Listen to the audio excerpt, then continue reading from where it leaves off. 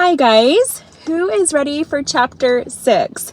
I'm here in my car on a rainy day, so it's kind of loud because the raindrops are hitting the car, but it's even louder at my home because we're doing construction down in the basement. So we're still having those renovations from the flood that we had. Anyways, the jets are flying over every so often. I hope it's not a distraction.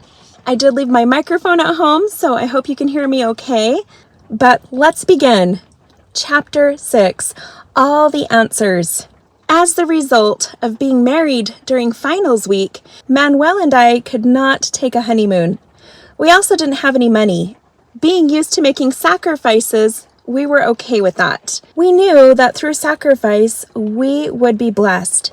In fact, a couple years into our marriage, we won a honeymoon package from a radio contest, complete with $1,000 for second wedding rings, riding in a new Mercedes SLK convertible in the Salt Lake City St. Patrick's Day Parade, a free stay in the Hotel Monaco with meals included, and a free trip to Las Vegas. We were truly blessed. Our new life together began in a small one-bedroom apartment. At this time in our life, we were very optimistic, yet a little naive. Being 19, I certainly did not have all the answers, but I had the confidence to move mountains. With my youthful zeal and desire to conquer life, I was ready for anything. I really believed that in a few short years, I would be a full-time housewife. We would be living in a nice home on a mountain, starting a family, and traveling the world. Remember, I was only 19. Part of this fairy tale belief came from time spent with the people we were surrounded by and admired most. Some of our closest friends could have passed for our grandparents. They were wise, well-off, well-educated, and most important, they had all the answers. The couple that we were most fond of happened to already be good friends of the family. They were movers and shakers in their community and loved by many. Every moment that we got to spend with them was pure bliss. We enjoyed listening to them about their early years, spiritual experiences, and amazing places that they had been. They were now living in a beautiful home on the mountain that they built with a beautiful view of the valley. On many occasions, they would stress to us the importance of education, sacrifice, and goals. Their success didn't happen overnight.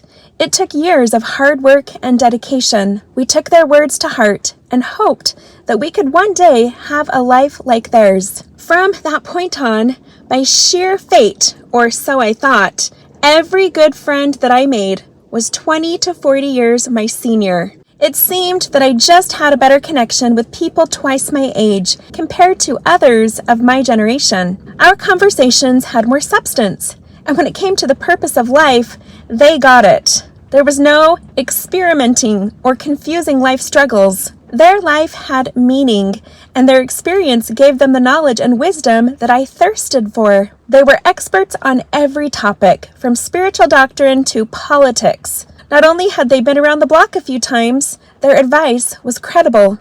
I found it of great value to surround myself with positive, encouraging, and motivated, quote, more experienced friends. It was this ability to befriend an older generation that blessed me with opportunities to set my life on a new course. I often would visit a nearby nursing home after school just to spend time with the elderly and listen to them talk about whatever was on their mind. I found value in every minute of those conversations. In the second apartment we moved to during our first year of marriage, I befriended a wonderful elderly German woman. I was working there at the apartment complex full-time and attending school full-time.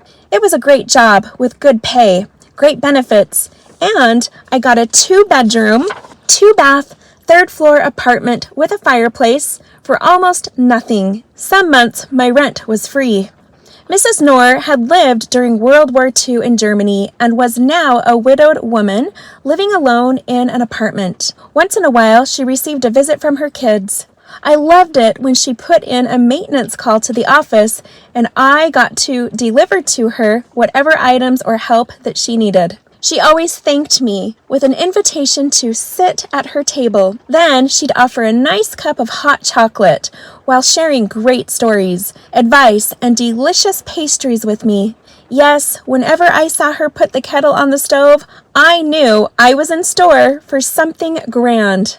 Mrs. Knorr shared stories about how she met her husband, how they stayed in love, raising her children, how she became an American citizen, and the last few years she spent with her husband before he passed away. She always had a moral to her stories and lessons that she had learned. I don't know if it was the rich German chocolate melting in my cup, the sight of the snowflakes falling out the window, or her cute little German accent that made me stay a half hour longer than I had anticipated. Regardless, my boss never seemed to mind since Mrs. Knorr was lonely and she had a soft spot in all of our hearts.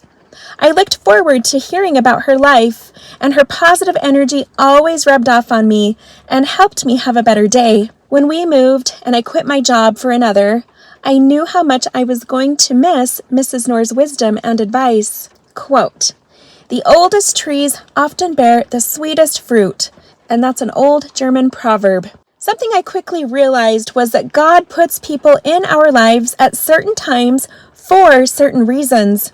There are no, quote, coincidences. I often wonder if that term is offensive to God. By using it, we fail to recognize His hand in our lives. He knows what we need to learn in this life, and He knows who we can help as well as who can help us. After college, I began volunteering for Intermountain Healthcare Hospice and visiting people on their deathbeds. I found real satisfaction in talking to people about their lives, their family, lessons they had learned, and regrets. People who are on their deathbed often have a better understanding of what life is all about. They see the world from a completely different perspective, and their priorities change. It really seemed as though they had all the answers. Those visits and experiences shaped my life and gave it a whole new meaning. I was serving them, and at the same time, they were serving me. Scripture, Alma chapter 34, verse 28.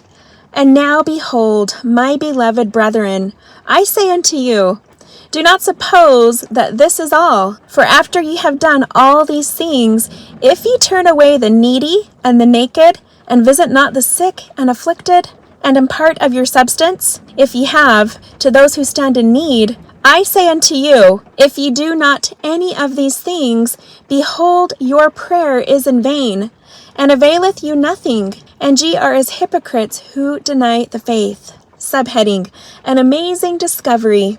Reflecting on this over the years has made me realize that, as a parent, my kids see me as a person who, quote, has all the answers. Every move I make and every word I speak, I have to be careful because they are always watching and listening. Their little minds are always full of questions, and they expect me to have an answer for everything. No matter what I say, they take it as gospel truth. Your own children, friends, family, acquaintances, and even strangers are always observing everything you do. The things you say, the things you don't say, the things you do, or the things that you don't do, are always sending a loud message to those around you. What kind of a message are you sending? Is it a true reflection of who you are? In my own life, I plan to leave a legacy for my children and grandchildren to follow. I want them to know what I stood for. I was not a quitter or a complainer. I want them to know that I had courage and was never afraid to go after my dreams. Though I may not have achieved everything I wanted at the time, I was happy with what I had achieved because of how hard I worked for it. Later I realized the outcome was in actuality what I had wanted. I just didn't know it at the time. I have been okay with many of my, quote, successful failures for the very sake of sending the message to those around me that it's okay to fail. It doesn't mean that you're a bad person. If anything, it means that you took the liberty and energy to try. Most people never even try because of fear or lack of motivation.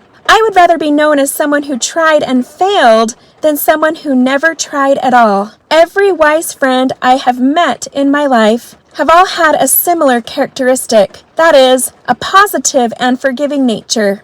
If I could be successful at staying positive and forgiving through all the ups and downs in life, then that was success.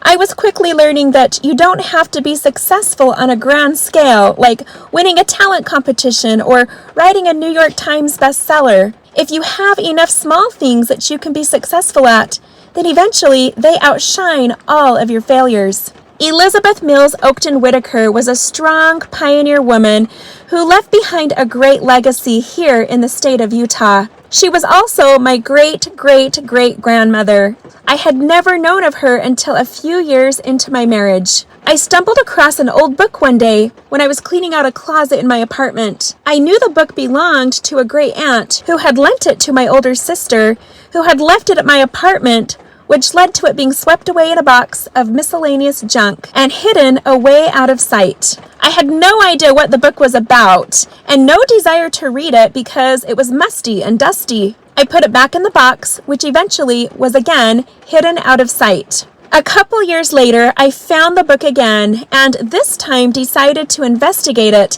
and figure out what to do with it. After reading the first chapter, I was hooked. This amazing biography of a woman who left her homeland as a child and traveled with her family to America for religious freedom really inspired me. She was kidnapped by Indians while traveling on the plains to Utah. She sacrificed much of what she had for the sake of her beliefs. Later, her young husband, whom she was in love with, was murdered by his own brother, and she was left a widowed and expecting mother. She rose above her trials and went on to face her challenges and became a very influential woman of her day. Her home is now a museum in Centerville, Utah. It added to my joy and inspiration when I learned from doing my homework that she was my great-great-great-grandmother. If she could be courageous and stalwart, then so could I. It blew my mind that I had never heard of her before, and I quickly made a trip to the museum to learn more about my heritage. This new discovery led me to search out all of my family history on both sides of the family. What I learned amazed me. There were so many ancestors of mine that led courageous, heroic lives. Their stories are what blockbuster movies are made of. I couldn't believe that their stories had not been passed down and that I had never heard about them. I quickly connected a lot of my talents and interests to many of these ancestors. It was an invigorating feeling to know where I came from. I wanted to visit their graves, find sentimental objects in the family that had belonged to them, anything to help me become closer to them. Courage, faith, honor, charity, and hope was actually in our family DNA. This was newsworthy enough to make front-page headlines in my mind. If I had only known about this years in advance, it could have had a strong and positive impact on my life as a child and a teen. Who knows how much more I would have accomplished, or what problems I might have avoided. As silly as this may sound, it actually has great merit. Growing up in a divorced home on church welfare, and being a middle child who was always compared to my older siblings, I needed something to believe in. My parents had been unhappy. Their parents were unhappy, and it seemed as though we were a family made up of generations of people who let their talents and dreams slip by the wayside because life's challenges got the best of them. I needed to know that my future could be different. Knowing my heritage and the legacies my ancestors left behind gave me the hope that I needed. I wanted to be a better person. I wanted to carry on their legacy so that their trials and sacrifices were not suffered in vain. I wanted to make them proud. There was a new fire burning within me. Quote from President Thomas S. Monson: "We each can learn much from our early pioneer ancestors, whose struggles and heartaches were met with resolute courage and an abiding faith in a living God." And quote from Elder Quentin L. Cook: "Always be grateful for your blessings, especially your heritage. As we pursue the true path to happiness in our families and professions, I pray that we will use our knowledge and influence to bring greater righteousness, peace, understanding, and freedom to people all over the world.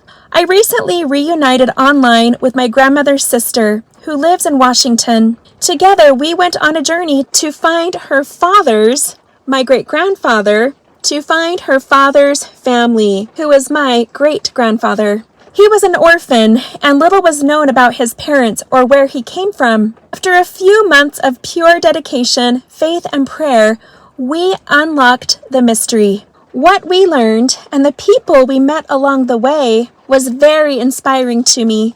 I learned so much about my great aunt and our family tree. Before this project, I knew little about her, and by the end, we had become good friends. This changed our perspective of our ancestors, who some in the family had deemed as having poor character or gave a bad rep to the family name. We had a better understanding of their past and could feel proud of our heritage. Subheading: The value of unlocking the past. I'm telling you, there is real value in learning the stories of older generations, especially those of your ancestors. Knowing where you come from, or realizing that one day you will be an example for your own future posterity, or realizing that one day you will be an example for your own future posterity to follow, is a real eye-opener. What family stories will be said about you? Will your children and grandchildren learn from your failures and successes? How will you inspire them to live more meaningful lives? It is this desire to learn about the past and where you come from that will ignite that fire within. Once you know, it changes your life. It gives you new motivation, strengthens your confidence, changes your vision and your perspective on life. You'll want to make your family proud, your children proud, and create a legacy that will positively impact generations to come. When it's no longer just about you and the sake of succeeding just to succeed, you will see miracles happen. And that's it for today's chapter. Okay, for those of you who don't know, I have done an audio reading on this channel of my great-great-great-grandmother's book, the one who has a museum in Centerville. She was a very prominent pioneer woman in Utah history, and I did an audio reading over a year ago. It's on this playlist, so if you scroll down through all the videos of the audio book reading playlist, you'll find that book. If you're interested, go ahead and give it a listen. It's definitely entertaining. It's not boring. She talks about personal experiences, including meeting the prophet Joseph Smith when she was young and all of her memories about him, watching her father build the Nauvoo Temple, and her memories of watching the Salt Lake Temple get built. I really enjoyed doing that book reading. I also have a special episode at the end of that book reading where we came across a history mystery in that family pertaining to her son, who was my great-great-grandfather. And we did something very special. It was kind of a big deal. We made a little documentary about it. In that documentary, we also go to the Daughters of the Utah Pioneers Museum in Salt Lake City, and we search the entire museum until we find the display that we heard about in this book that existed, featuring things that once belonged to my great-great-great-grandmother and her contribution to Utah. So pretty exciting, pretty fascinating. I love history. I'm all about that kind of stuff. So if you're up for something exciting, go ahead and check that out. I will have a link down below in this video description and down in the comments. I would love to hear your thoughts about this chapter. Do you relate? How has family history and learning about the stories of your family and your ancestors helped mold who you are? Please share down below. I can't wait to read your comments. Hope you're having a great day, and I will see you next time for Chapter 7. Hi, I'm Lindsey Rietzsch, the creator of Hydro Heal, a product that's been changing dry skin for almost 2 decades. I created Hydro Heal back in 2008 as a solution for my own dry feet. Countless pedicures and dermatologist visits weren't making a difference. And who has the time or energy for this method? Word on the street spread, and Hydro Heal gained the attention of Shark Tank investors and venture capitalists, launching it on a nationwide TV campaign, gaining interest and attention from celebrities on live TV. See it to believe it demos and try before you buy? Put HydroHeal in the spotlight, selling out of product at every show. After my feet were transformed, I decided to test it on eczema, dry lips and hands, athlete's foot, and cradle cap. And the results were incredible. Brand new skin in just 7 days. But it gets even better. HydroHeal was also tested on a recovering hospital patient with an ongoing leg wound that would not close. After 3 days, this was the result. A wound that closed, healthy skin, and doctors were amazed. So how does HydroHeal work? It's a solid ointment made from natural ingredients that turns into a liquid on contact with your skin, seeping down into deep cracks, while acting like a bandage, creating an invisible barrier on the surface, protecting your skin from outside elements, allowing it to naturally repair from the inside out. Start feeling more comfortable in your skin today, because everyone should love their skin. Click down below for a special offer or visit hydroheal.com.